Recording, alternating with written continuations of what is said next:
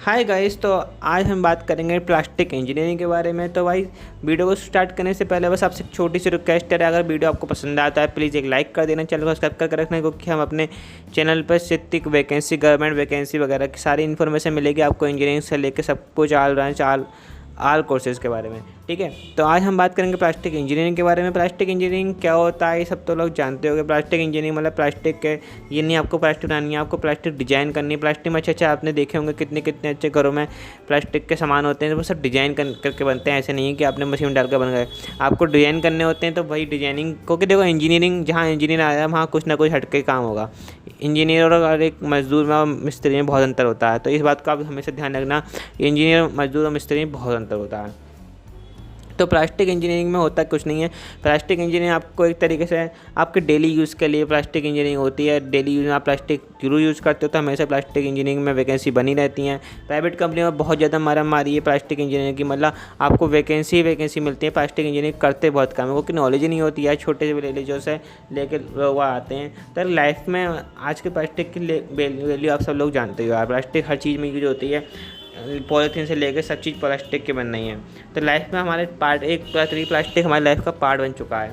तो प्लास्टिक में आप सोच सकते हो ना, आगे जाके भी प्लास्टिक हमारे लिए कितने फ़ायदेमंद की चीज़ है। मतलब फ़ायदे तो नहीं है इससे, पर हाँ हमारा काम आसान करती है। ऐसे तो हमारे लिए मोबाइल भी फ़ायदा नहीं है, पर हमारा मोबाइल काम ईजी करता है। तो इसी तरीके से हमारे प्लास्टिक भी है।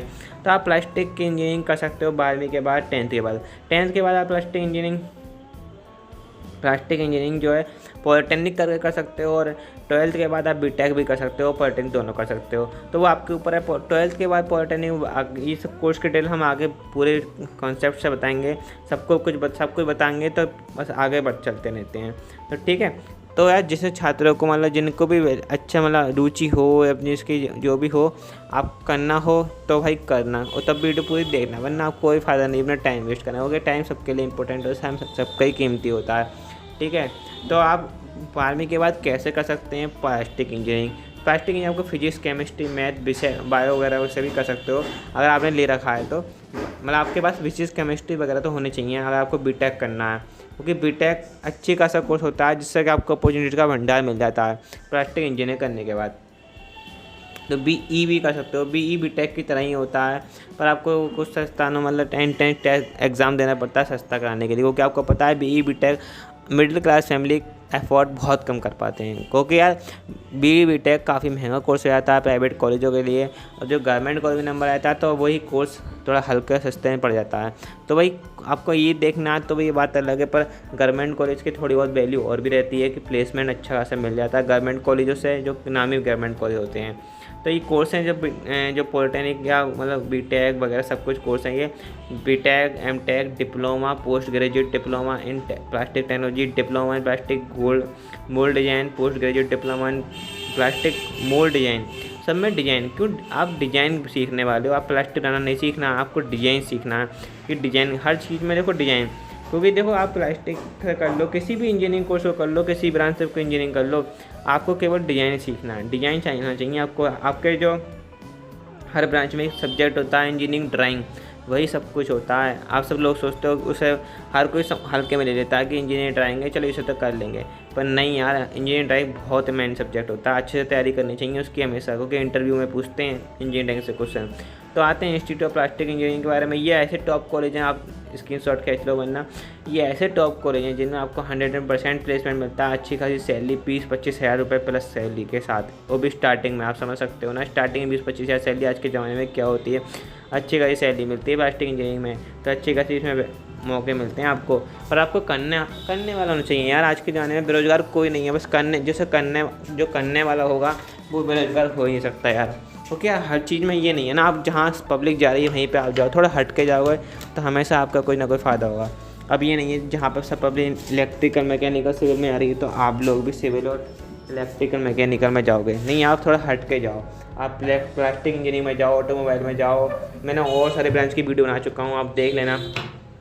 उनमें जाओगे तो भाई आपको फ़ायदा होगा कुछ, ऐसा कोई फ़ायदा नहीं होगा। डिप्लोमा की बात कर लेते हैं आप फुल डिटेल में। तो डिप्लोमा से देखो मैंने आपको बता दिया, डिप्लोमा आप 10th के बाद कर सकते हो। डिप्लोमा 10th के बाद कर सकते हो। आपको एंट्रेंस एग्ज़ाम देना होता है, एंट्रेंस एग्ज़ाम आपको निकाल लेते हो तो आपको गवर्नमेंट कॉलेज मिल जाता है, वरना प्राइवेट कॉलेज से तो कर ही सकते हो बिना एंट्रेंस एग्ज़ाम के भी। ठीक है, अच्छे खासे कॉलेजों में, प्राइवेट कॉलेजों में भी एंट्रेंस एग्ज़ाम होता है, पर छोटे मोटे कॉलेजों में एंट्रेंस एग्ज़ाम नहीं होता। 10th के बाद कर सकते हो, 3 साल का बैठता है पॉलिटेक्निक आपका, पॉलिटेक्निक डिप्लोमा। अगर 12th के बाद करते हो तो आपको 2 साल का बैठता है पॉलिटेक्निक डिप्लोमा। 12th के बाद भी आपको एंट्रेंस एग्ज़ाम देना ही पड़ता है। आपको 50% मिनिमम आपके पास मार्क्स होने चाहिए 10th और 12th दोनों में, जिससे कि आप इस डिप्लोमा कोर्स को कर सको।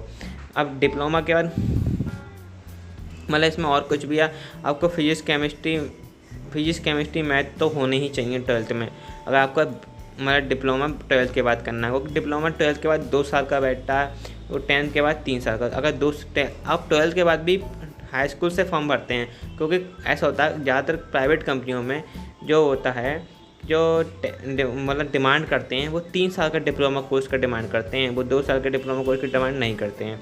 तो इसलिए इस लोग क्या करते हैं, 12th करने के बाद भी 3 साल का डिप्लोमा करते हैं। ठीक है, उसके बाद हम आते हैं बीटेक और पोस्ट ग्रेजुएट। यह कोर्स पोस्ट ग्रेजुएट डिप्लोमा कहलाता है। अब पोस्ट ग्रेजुएट डिप्लोमा अलग होता है, 18 महीने का कोर्स होता है, केवल ज़्यादा साल का होते हैं। इस कोर्स की समाधि 18 महीने की होती है। ठीक है, ज़्यादा महीने की नहीं होती है। इस कोर्स की फ़ीस महंगी होती है। इस कोर्स की फ़ीस होती है आपकी 70,000 रुपये। एजुकेशन एलिजिबिलिटी इसमें कुछ नहीं होता है। इस कोर्स के लिए आपको किसी मान्यता प्राप्त यूनिवर्सिटी से प्लास्टिक इंजीनियरिंग की बीटेक करनी होती है। इस कोर्स के लिए अधिकतम आयु 25 वर्ष है। ठीक है, अब उसमें क्या करना होता है, आपको किसी भी यूनिवर्सिटी से बीटेक करना होता है। अब बीटेक देखो, बीटेक के लिए तो 4 साल की अवधि होती है 12th के बाद। और आप पॉलिटेक्निक के बाद बीटेक करते हो तो आपको 3 साल का बीटेक पड़ता है पॉलिटेक्निक करने का। 1 साल की आपको छूट मिल जाती है पॉलिटेक्निक की। और 12वीं के आपके बाद मैथ साइंस होगा तो आप इस कोर्स बीटेक को भी कर सकोगे। बीटेक आप 10th बाद नहीं कर सकते, केवल 12th बाद कर सकते हो, कि फालतू भाई आपको आपके दिमाग में एक भी क्वेश्चन नहीं रहना चाहिए, इसलिए सब क्लियर करके सकता हूँ। चाहे वीडियो थोड़ी लंबी हो जाए कोई दिक्कत नहीं है, पर ज़्यादा लंबी भी नहीं करता जिससे कि यार आप बोर हो जाओ। तो इसलिए पूरी इन्फॉर्मेशन के लिए थोड़ी बहुत वीडियो लंबी भी हो जाना तो कोई दिक्कत नहीं है, थोड़ा आप पुश करके देख लो, कोई दिक्कत नहीं। ठीक है, तो पोस्ट ग्रेजुएट और बीटेक की भाई मैं नहीं कहता कि यार ये करो, क्यों यार अपनी लाइफ पे क्यों टाइम वेस्ट करते हो। पॉलिटेक्निक करने के भी काफ़ी अपॉर्चुनिटी मिल तो जाती हैं। अब देखो जॉब का मिलती हैं, जॉब की कंपनियां ये हैं जो प्लास्टिक इंजीनियर के लिए काफ़ी अच्छी खासी वैकेंसी निकाल देती हैं। तो प्लास्टिक टेक्नोलॉजी पब्लिक सेक्टर कंपनियों में ये संस्थान जैसे online and Natural Gas Corporation, online Oil India Limited, विभिन्न Polymer Corporation, Petrochemical Research Laboratory and Ministry of Petroleum and Chemicals में विभिन्न पदों पर जॉब कर सकते हैं। इसके अलावा ये प्रोफेशनल बड़े पेट्रोकेमिकल इंजीनियरिंग प्लांट और प्लास्टिक कम्युनिटी में जुड़ी विभिन्न प्राइवेट कंपनियों में जॉब कर सकते हैं। आप अपने आसपास देख लो, आपके पास कोई भी ऐसी कंपनी है जो प्लास्टिक बनाती हो, प्लास्टिक डिजाइन करती हो, प्लास्टिक से रिलेटेड कुछ भी बनाती हो, तो आपको वहाँ पर आपको वैकेंसी मिल जाएगी। चाहे उसमें उस पद पर अच्छा खासा कोई इंजीनियर काम नहीं कर रहा होगा, पर वो आपको रख लेंगे अगर आपके पास एक डिप्लोमा या आपके पास एक बीटेक की डिग्री होगी, इंजीनियरिंग की डिग्री होगी। सैलरी आपको स्टार्टिंग में ही अच्छी खासी मिलती है। प्लास्टिक इंजीनियरिंग करने के बाद 20-25 हज़ार रुपये आपको स्टार्टिंग से ही सैलरी मिलनी शुरू हो जाती है। बाद में आपको एक्सपीरियंस के साथ सैलरी बढ़ती जाती है। अब मैं आपको बता दूँ, जैसे आपको 1 साल आपने फर्स्ट ईयर करा, आपने मतलब 3rd ईयर पूरा कंप्लीट करा, आपने डिप्लोमा लिया अपना, आप गए किसी कंपनी में, 20-25 हज़ार रुपये आपकी सैलरी स्टार्टिंग में मिल जाएगी। 20 मान लो 20 है तो आपको 1 साल के अंदर 22-23 पहुँचेगी। 2 साल के अंदर आपकी 26-27 पहुँचेगी। तीसरे साल में 30, मतलब 3 साल में, 1 साल में फिर आपकी 10-10, 5-5 हज़ार रुपये करके बढ़ेगी। सैलरी बहुत अच्छी खासी बढ़ती है प्लास्टिक इंजीनियरिंग कोर्स करके। तो यार और ब्रांचों में क्यों भागना है, जब आपको एक ब्रांच इतना कुछ दे रहा है तो यार सारी ब्रांचों के पीछे भागोगे तो कुछ नहीं होगा। जो जिस ब्रांच के पीछे हर कोई भाग रहा है उस ब्रांच के पीछे आप मत भागो कम से कम, क्योंकि हर ब्रांच मैंने आपको बता दिया, हर ब्रांच में वो काफ़ी मारा मारी है। इलेक्ट्रिकल, मैकेनिकल, सिविल वाले बंदे खाली बैठे हैं आजकल घरों में। क्यों? क्योंकि उस ब्रांच में इतनी ज़्यादा पब्लिक करती है कि यार आप स्टूडेंट करते हैं कि आप सोचोगे मत कितनी मारा मारी है।